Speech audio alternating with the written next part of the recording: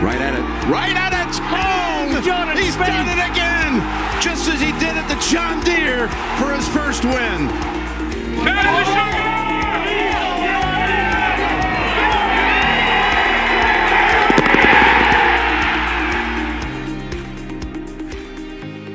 Welcome in to episode number 43 of the Go Get That podcast. Obviously, the elephant in the room. There's no Bob here today. So cheers to that. No, it'll be fun. We won't, there'll be less erratic takes and weird moments of energy, I guess, but that's all right. Jordan and I have plenty to share about this week at Colonial. I actually really love this week, partly because Spieth always plays well, but also I like Colonial. I like the place. I think it's a good challenge, but we'll get into all of that. But I guess, yeah, Jordan, how you doing today? How's the early week PGA Championship JT Major number 2 hangover been going for you? I mean, it's fine. I mean, as you said, Colonial, I mean, from a tracker standpoint, I track for contention. I love when Jordan's in contention. I mean, I know that's obvious, but he's in contention at Colonial pretty much more than any other place on tour. So, like, it's obviously an exciting week. The hangover's fine after the second major. I'm just excited for Jordan to tee it up at a place that he traditionally plays well at. Oh yeah, you mentioned playing. I mean, you mentioned playing well, and this is now his 10th time at Colonial, which is kind of crazy. But Wild. he's got 8 top 15s, and then the other one was a T32, which is insane, right? That's basically means contention every year. He's got 3 runner-up finishes, which he talked about in his interview today. We're recording Wednesday. I know it's a little late, but just been kind of chaotic the last few days. Trying to find a time where we can all record. But what did he say? He said in his interview that he's kind of let some slip away here at Colonial. Obviously, last year he played a terrible final round. Just lost his swing. Had no feels on Sunday. Shot a 74-3, something like that. And 73, I believe. Kokrak was like a 71 and beat him.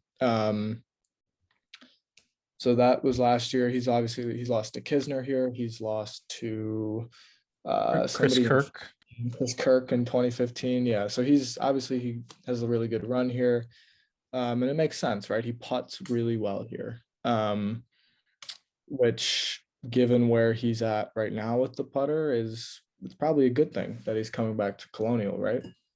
Yeah, I mean, you said it. He putts better here than pretty much anywhere else on tour. He's gained in his 9 past appearances, I think 33.8 strokes on the greens, which is just an astronomical number. It's Colonial is such a cool course. You mentioned it in the opener. It's short for tour standards nowadays, but it's kind of like, I don't know what to compare it to. Maybe like a little bit of a harbor town, not very long, but I mean, as you see with the scores, you're not getting 20 under here every year.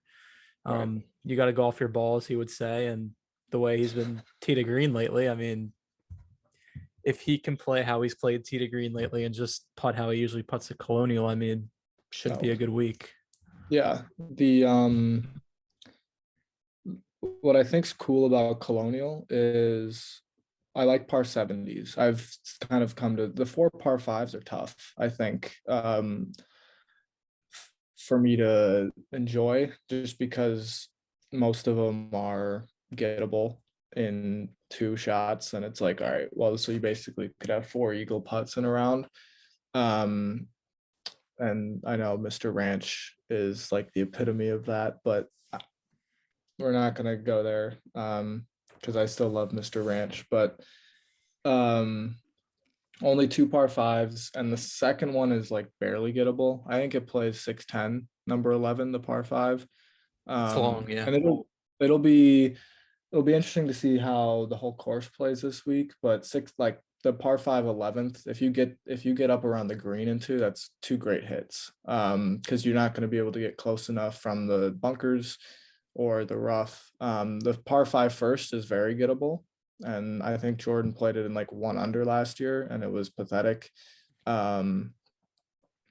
So that'll be a kind of a key testing point. There's some short par 4s, some tricky par 3s, but I like it because it's all out in front of you. There's nothing too gimmicky about it. And if you just hit the ball and spot, like if you just hit it to spot A to spot B, you're going to be,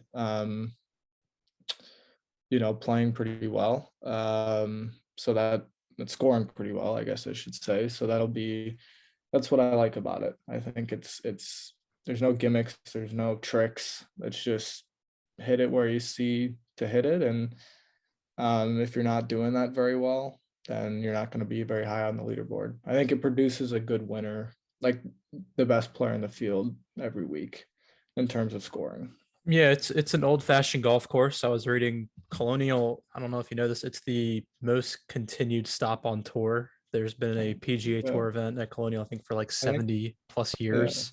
I think they mentioned that like every CBS broadcast, I know. Well, every Saturday, Sunday, both days. It's like the oldest tour stop. It's like, okay, yep. That speaks for itself, though. I mean, that's nothing to laugh at. I mean, that just tells you how good of a golf course Colonial is, that they keep coming back every year. I was actually thinking about that second par 5 last night. Again, we're recording this on Wednesday. I was thinking about it last night. 11, usually, I think for maybe half the field isn't reachable. And I know Jordan hasn't always been able to get there in 2.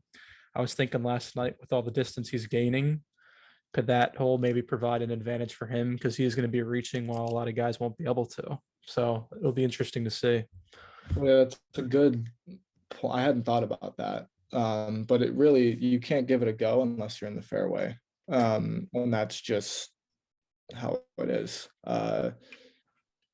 But even then, if you hit a 3-wood up there, there's no guarantee it gets up there. But I guess it kind of depends on the conditions this week as well. The weather's going to be perfect. It's going to be in, sunny, and it's going to get hotter and windier as the week goes on. Sunday's going to be awesome. I think it's like 25-mile-an-hour winds, hot, everything, that you kind of want in a test. So Sunday's going to be a grind.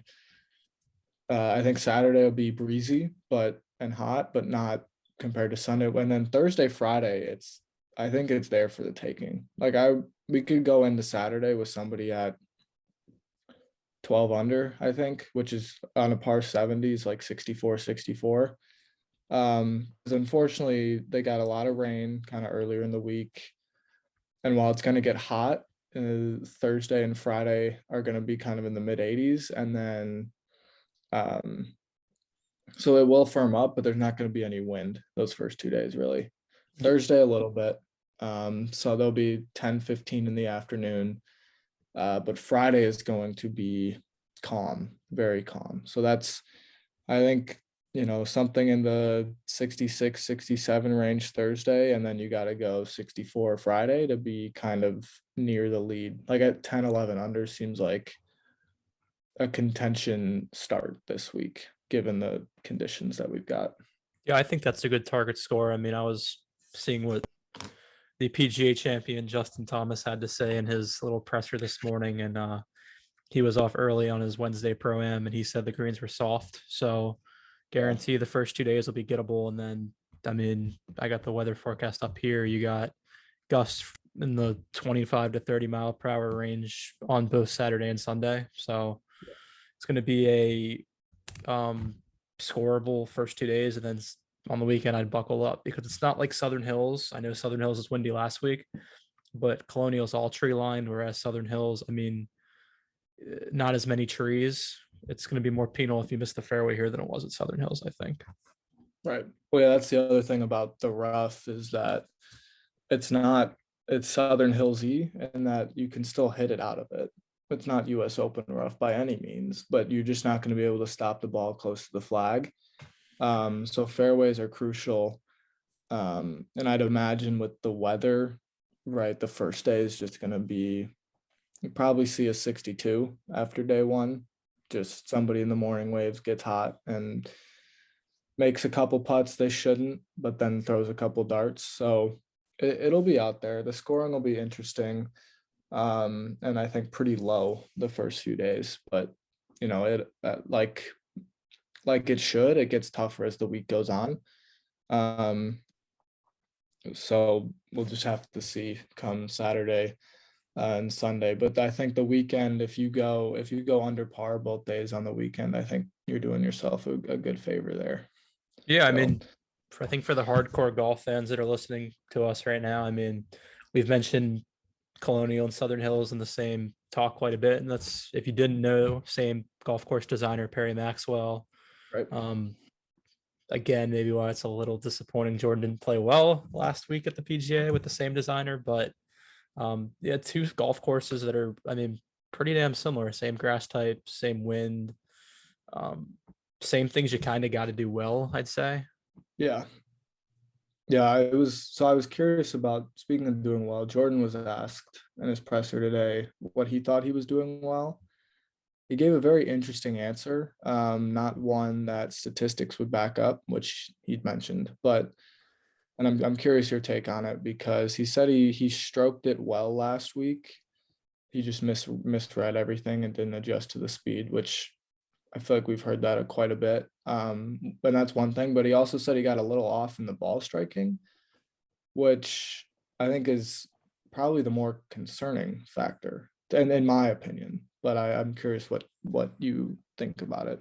I did hear that quote. For a guy that was off from the ball striking, he still struck it. I mean, good enough to win. He just didn't putt. So, I mean, obviously, the putter's still the big issue. I don't want to argue with Mr. Spieth, not like he cares because he's probably not listening, but Yeah. you're not stroking it well if you're missing a bunch of 3-footers and you're pulling them and you're not touching the hole. So it's as simple as that in my mind. Right. No, I think I agree with him in the sense that in general he's been stroking it better outside of 7-8 feet, and I do agree. I mean, we've been on that train for a while. I know Bob has kind of jumped in the caboose of that train recently. But we've been saying that since Valero, I think, that he's stroking it better from outside 10, and it's starting to get closer to the hole, but there's still those missed 3-footers. And I do agree, last week he misread a lot. And Southern Hills has a lot of double breakers. And he was mentioning how it was slow, but you couldn't just jam it in left edge 10 feet, just ram it in because the double breaker, right? So maybe not his favorite speed of greens to putt, which is unfortunate, but at the end of the day, he's just not. The statistics don't say he's putting very well. They've said he's putted very well here. So in theory, something's got to give. I will say, though, the one time he didn't putt well here was in 2018, and he racked in a T32, which is his worst finish here. He lost like 3.5 strokes. This was in I think I said 2018, where a kind of similar year to the one he's having now in terms of he didn't win and he didn't contend as much, but partly because the ball striking wasn't there, but the putter was as bad as it is right now. Almost. This has been historically bad for him, but it's fairly easily his second worst season putting. But so we'll see. Hopefully the putter kind of finds something. I feel like it was okay at Byron Nelson for 3 out of the 4 days. And then I feel like it was good for 27 holes at Southern Hills, which is not enough to win a golf tournament at all. But No. it's at least more than 18 holes or whatever happened at RBC. So we'll see. I fully expect him to make more putts this week. I don't think he's made like a 25-footer in a minute, and that's kind of frustrating because that's supposed to be his bread and butter. But I mean, Go ahead. The good news regarding the 25 footers is he's probably also made more 25 footers here more than anywhere else. And I don't want to be this guy, but like if he putts well this week, I'm not going to be jumping for joy because he always putts well here. Besides 2018, there might be another year where he didn't putt well, but like he putts. If you add up all the numbers in a certain amount of years, he putts better here than anywhere. If he's top 10 in putting this week, I'll feel encouraged, but I'm not going to feel like he's back with the putter because Okay. Yeah, that's fair. Golf's a consistency thing. I want to see it over multiple events. And I know we're looking 3 weeks ahead too, but I mean, I want to see it in a major. I mean, he's just putted so poorly in the majors besides the Open last year. And he's just taking himself out of majors with one club, but it starts this week. And if he doesn't putt well this week, then I don't know when it's going to come. If he doesn't putt well this week, there's some serious concerns. I talked a little bit about it in the PGA Championship recap, but I kind of feel like Brookline is more on my radar now as a place he might win. Like I just have a weird feeling about his chances at Brookline. But we'll see. I mean, that's 3 weeks from now. We've got another event in between with the Memorial, which will be sick. Yeah, just one thing on Brookline. I was thinking about that last night too. Not that he'll have. I mean, could he win there? Absolutely. But I'm thinking he's definitely going to come in pissed with how he's played at the 2 majors this year. I mean, does that lead into anything? No. I mean, it could, I guess, but I don't think he's very happy with how he's played in the majors. So and it'll help that I think he gets a week off before, just to adjust to whatever speeds, because we've heard that I just didn't adjust to the speeds a lot, and it's like, all right, it's fair, but it's also like, well, it's not an excuse. I mean, it shouldn't take 4 rounds to do that, and maybe Bob was kind of right because the green speeds changed quite a bit.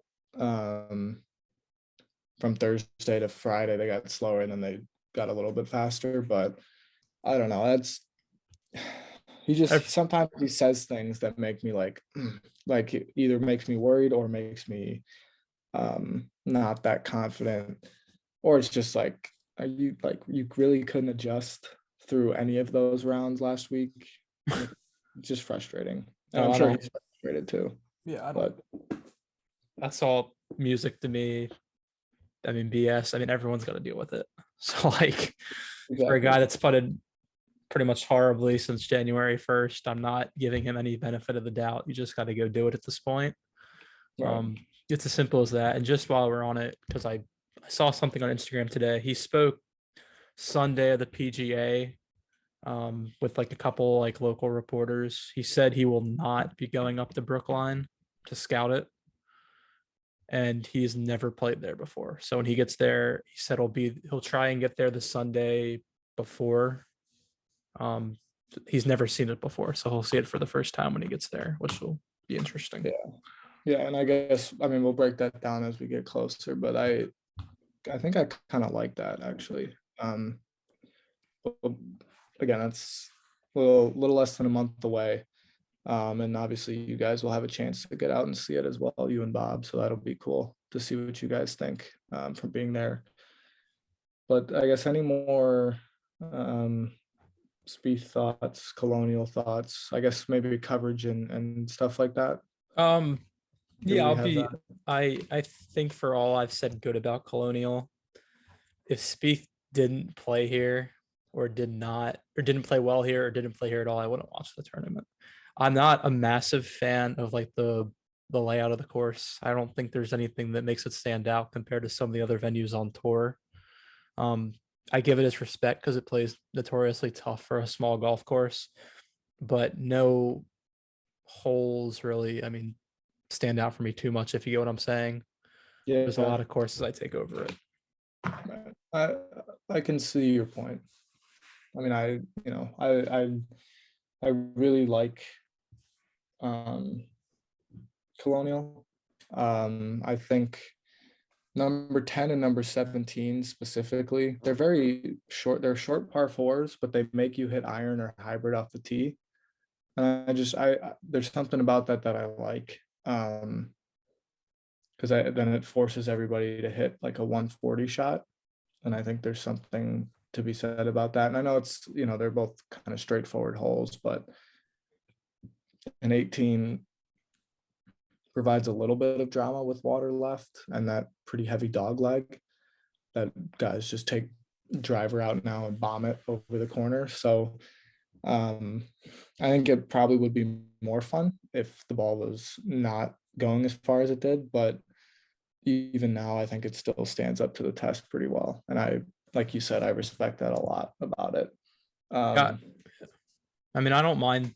I will say that I do like seeing guys having to take irons, less than driver off the tee. I like tough golf courses? Absolutely. But I mean, it's cool to see guys not have to hammer driver on every single hole. It's cool to see a mix of club selection off the tees.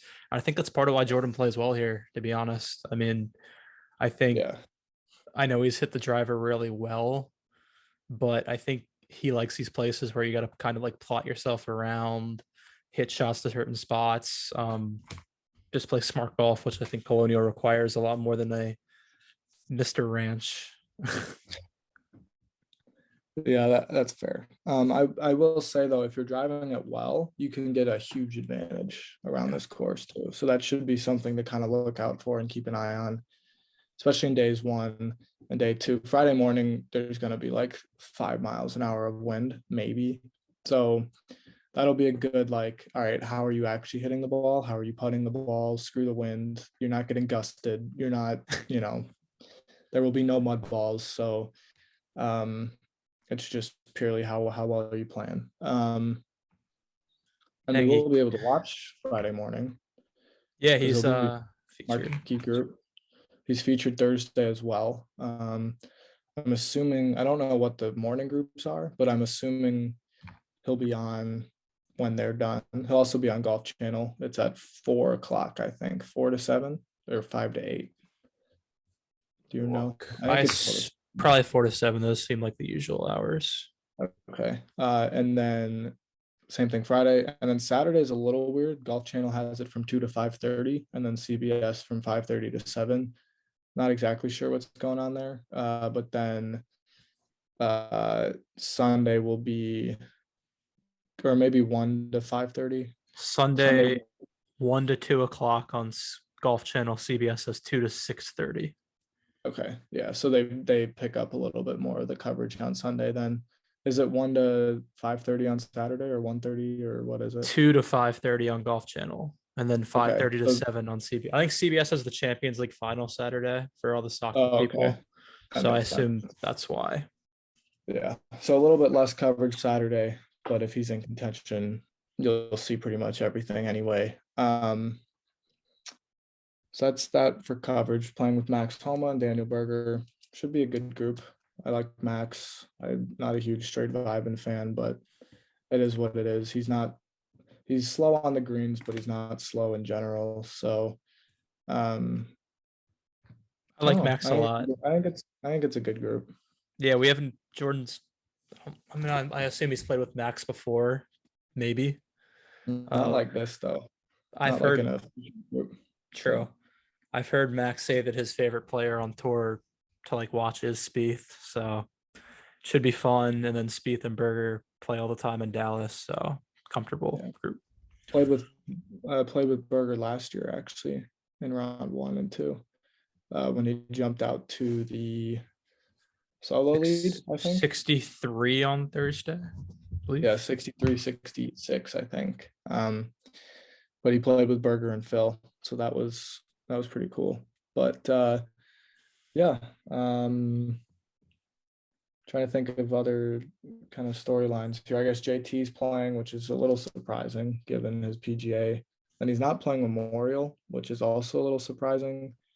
And you mentioned it on Twitter earlier. The RBC Canadian Open field is actually pretty good.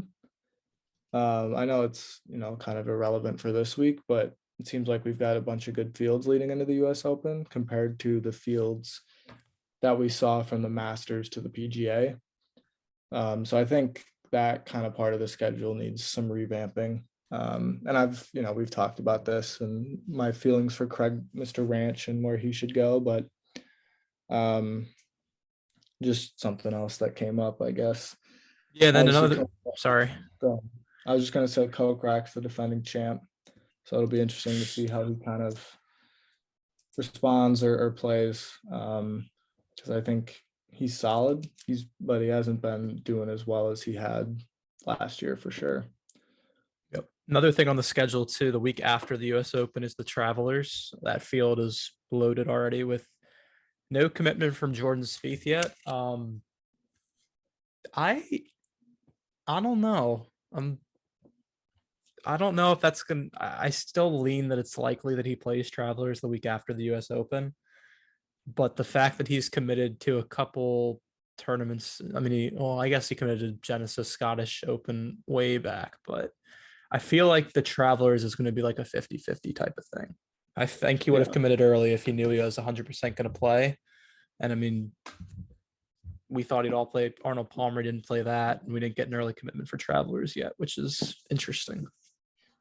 Yeah, that'll be an interesting follow as we get closer. He didn't play last year. He hasn't played there very well except for the win.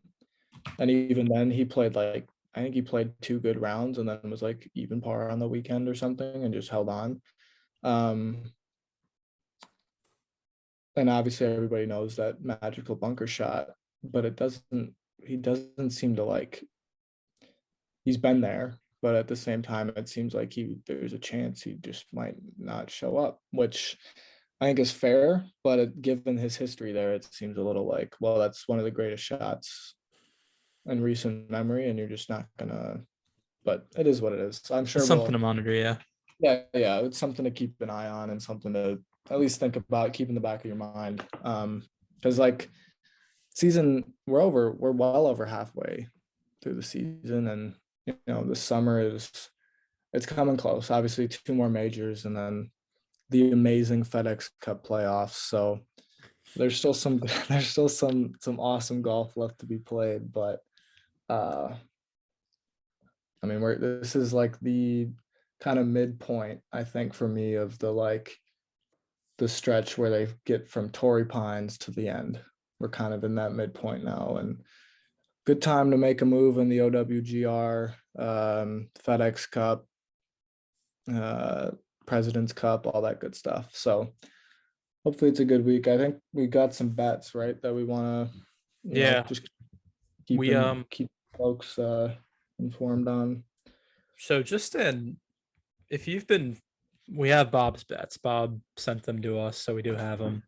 If you've been tailing Bob this year, Bob is plus 705 points to date in 16 weeks that we've done these. So if you've been betting with real money following Bob's non-real money plays, you've been doing pretty well. Yeah. So Bob's outright this. Go ahead. No, I was just gonna say, I think you just got positive, right?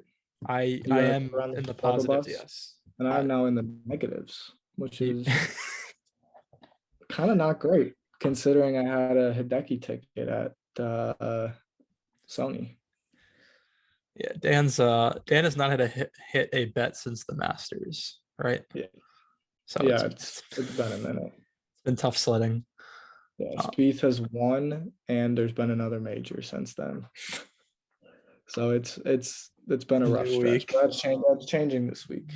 So we do have Bob's plays, and we'll start with our outrights as usual. Bob has Mr. Jordan Spieth to win this week. Oh man. Well, there it goes. So it was a good week. We'll see you guys at Memorial. No, I don't know. We'll see. I mean, we talked about how well Spieth plays here, but when Bob bets him, I feel like it just has not gone well. I mean, remember that he said he was winning Phoenix, and then he T55. So I don't know, but it is what it is. Who's your outright? I'm curious. This is a I don't know if it's a hot take. I don't know. It can't be a hot take because he's a co-favorite, but I'm going Justin Thomas. I think um You think there's floodgates are opening? very few guys that can open those floodgates. And I think Colonial is a place where he can just, I mean, he can dash that place. I mean, we've seen him play in the wind. It's going to be windy this weekend. He's played great in the wind at the Players, at Southern Hills. You're going to have a lot of wedge opportunities here, and he's the best wedge player in the world. I mean, so give me JT. Yeah. And he's putted really well the past Yeah. 8 rounds. He made a putter switch and he's gained strokes in every round. He made a putter switch, huh? Yes, he did. Apparently he Interesting. did make a putter switch. I at this point I don't think a putter switch is what Jordan needs, but Needs something. it's interesting for sure. Right. But JT doesn't have the moments that other putter does. So it's a little bit different than Very true. like if you make the go get that putt with that putter, that's like signing a 5-year max contract, but it's almost out. So, it'll be interesting to see what he does. He's going to stick with it, but Yeah, the I'm podcast. gonna go. Yeah, exactly. The podcast is I'm gonna named go- after a putter. Yeah, the putter that we've been bashing the whole year. So, anyway, rightfully so. The putter's been awful, but it's provided some moments for sure. I'm gonna go Sung J M. He had COVID 2 weeks ago, the week before the PGA. He was going to play in Korea, got COVID, missed that, withdrew from Southern Hills, which is very unfortunate. But that tells me he's rested. I'd imagine he would have been able to go to the range. It's not like it was in 2020 where you just had to be locked in a box if you got COVID.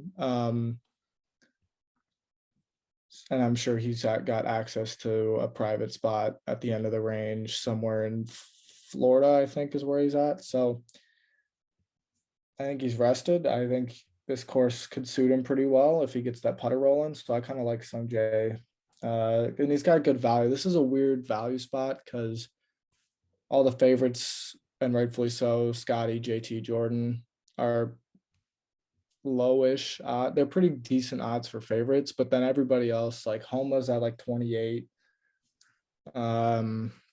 Finau's at like 30, just not numbers that you want at a field that has Morikawa, Hovland, Spieth, JT, and Scotty. So I'm gonna go Sung Jae because I think he's got a little more.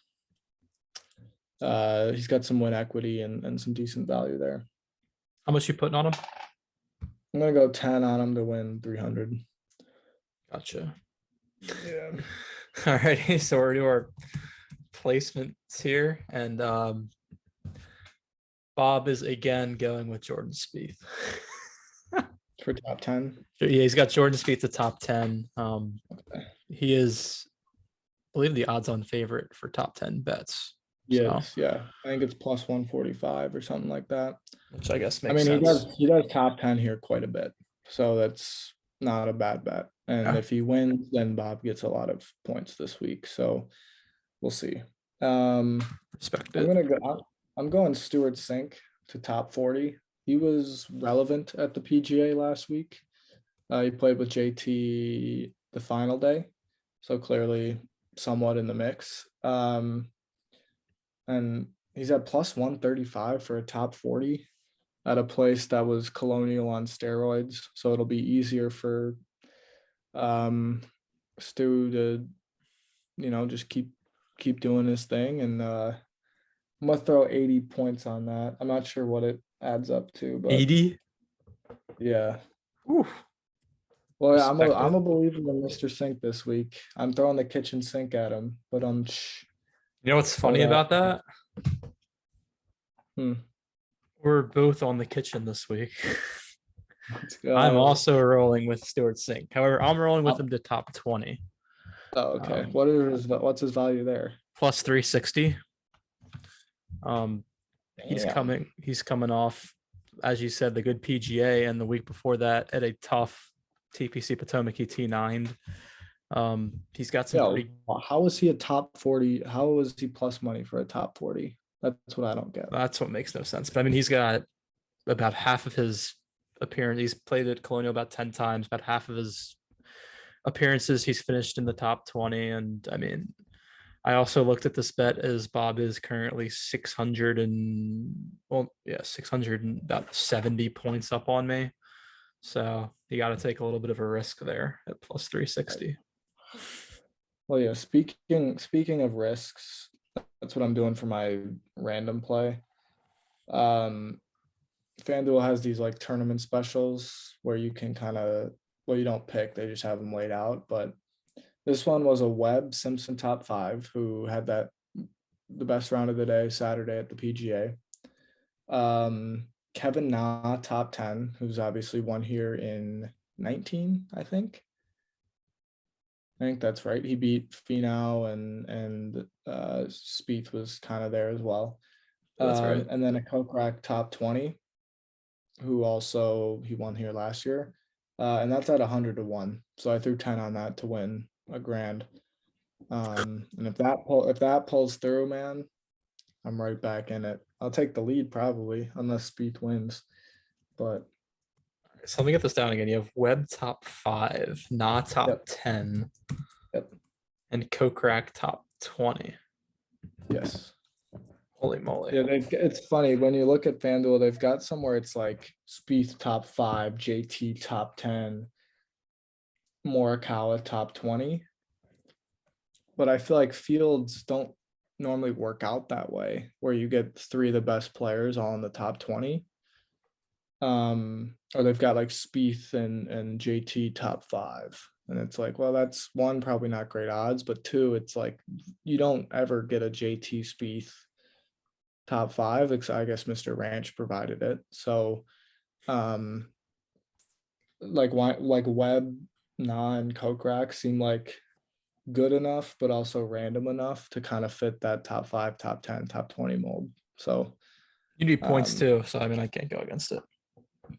yeah, well, yeah, it's like it's worth the risk. I'm really feeling 10 a on it, little yeah. this week, so you better come through for me. Makes sense. I don't mind that. And then so Bob's random play, he's fading Daniel Berger, which I guess makes sense after his, what was he, plus 13 at Southern Hills? He missed the cut. He's got Daniel Berger over 68 in round 1. He's got 50 of his points on that. That's a thing.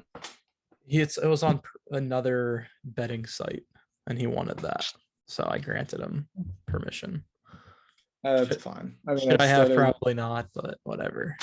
It is the name of the game. It's straight 68.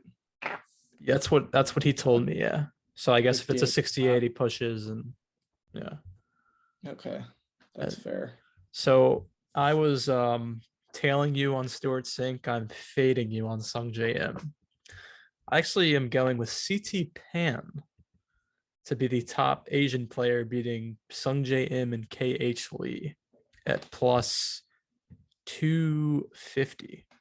So whereas you like the rest factor with Sung J, I'm feeling a little bit of rust at a place like Colonial, where I think you can't be. I know he's a great ball striker, but he hasn't played since the Masters. So I'm not necessarily thinking he's going to come out on all cylinders firing. And then KH Lee is a Craig Ranch merchant, and CT Pan is probably pretty dang well. I mean, he's Ranch merchant. CT Pan's finished top 30 in his last 2 starts. He's got a couple nice finishes at Colonial, and I think it's a decent value play considering he's just got to beat 2 guys. One of them who hasn't played in 2 months, and the other who's only good at 1 course. So yeah, well, I mean, it is the ultimate of courses, but anyway, CT Pan I think played with Spieth in 19 in the penultimate group. You got a hell of a memory. I do not. So that I know it didn't go well, but it did not go well for Spieth. I think CT was like +1 or something. Yeah, so now Thrive. We've been doing this. We've actually been doing pretty well. If you followed some of our picks, you've probably been near the top of the leaderboard. Again, code GGT will double your deposit, and we'll get you entered into. I think we've got some PGA Championship stuff to still give away, so I know it's a little late, and Obviously, it would have been a lot cooler if Spieth got the slam or something, but his best friend got another major, so that is also something interesting, I guess. So yeah, Code GGT, but I don't know. I only give out one of these. I know you guys like to give out 3 of them. I might give out 2, but I'll give do you out have 2 your, as well. Yeah. So I think JT wins this week. I think he takes home his second consecutive win. I don't know if the floodgates will open, but I mean he's just playing too well this whole season to not win more than once. yeah. I think Colonial fits him. So Thrive has him 69.5 strokes. Take the under on that for 100 points. I get Colonial's a tough spot, but I mean, he is a birdie machine the way his game currently is. He's putting well. I mean, he's doing everything well. So take the under on that for 69.5 strokes, 100 points. It's also in the morning wave too, which will Yeah. be easier on Thursday. So that, I mean, that's 1 under par. He's gonna do that. So Yeah, I'd take that in a heartbeat. And then my other one, also a pretty good value play, over 2.5 total bogeys for 115 points for Daniel Berger. If you're shooting plus 13, there's some stuff wrong. And Berger hasn't necessarily played all that great this season in total, and Colonial's a tough spot. You get the wrong place, you can make quite a few bogeys. So those are my 2 plays. he's And also just one go more ahead. thing. I was 3 for 3 on my Thrive plays last week. So Yep. not saying I know what I'm talking about, but I might. But he might be saying that. Anyway, Berger, it's interesting because he's in the late. He obviously is playing with Spieth, so he's in the late wave. The wind will pick up a little bit Thursday afternoon, and 3 bogeys is definitely doable, and there's some good value there. So I like that. I guess I see a couple that I like. One is Colin Morikawa, morning wave. He's got his stroke line set at 67.5. I'm taking the under on that. I know he didn't have a great week at the PGA, and to be honest, he hasn't been that phenomenal this year. Like his approach play is, I think, half a shot worse than it was last year. The putter hasn't been great recently. Short game is still pretty bad. Like his short game's as bad as Spieth's putter is. So imagine what that must be like. But this seems like, especially in the morning wave, it seems like I'm fairly confident he's in the morning wave. It seems like yeah, I can throw 3 darts and hang on from there kind of thing. So I like that as the under, good, some plus value there. And then I also like Fleetwood over 11.5 pars. So that's even money. Like Tommy strikes me as very consistent, and I think he's got good rounds in him, but I don't see it as a first round kind of guy. He seems like I'm going to get 4 birdies and a bogey and start off 3 under, just play solid golf. So I'm going to take the over on that. Because especially Colonial, you can make a lot of birdies and you can make a couple bogeys, but it's also like there's stretches where you can just churn out pars. Like you can just make 7 or 8 pars in a row, and nobody's, Saturday and Sunday that'll be great. But there's a lot of par 4s, and the par 3s aren't like super gettable. So pars are going to be very common this week, I think. So those are kind of my 2 plays there. Respect it. Yeah. Tommy, he goes low, but like every low round from him I can remember is never like on a Thursday. Yeah. Well, yeah. When's the last time Fleetwood went low on a Thursday? He strikes me as a Friday guy. Friday Fleetwood, You're right. I don't remember him like being a first round leader anytime in the near past. Yeah. I mean, he probably did it. He might have done it at a major. Because wasn't he there at the US Open one year at Shinnecock? Him and Ricky were like co-leaders after 18. Those were crazy days. Is that an Aaron Hills? Might have been. I think because Ricky it was wherever JT shot his 63. Yeah, Aaron Hills. else. Okay. It's only Yeah. 5 years ago. Yeah, that's crazy. But so I think that's all we've got, right? And we'll Yeah. get this out for you guys. I know it's last minute, but some sort of preview. We were gonna do it Tuesday. Then we were like, oh, let's do it tomorrow. And then Bob's like, Bob's got some stuff going on right now. So The good news is for the 2 of you that actually listen for Bob's opinions, he will be back for the recap on Sunday or Monday, whenever that'll be. So oh yeah, or the other 10 that just want to hear him say something, not just say something funny. I guess I don't know. He'll be back. So until then, we'll see you guys. Hopefully it's a good week. If it's going well at the halfway, maybe an IG live or something, but we'll see. This is usually contention week, so hopefully we'll be there. It should, if he putts bad this week, Rock bottom. yeah, I'm just gonna leave it at that. Yeah. Alrighty. Take care. See you guys.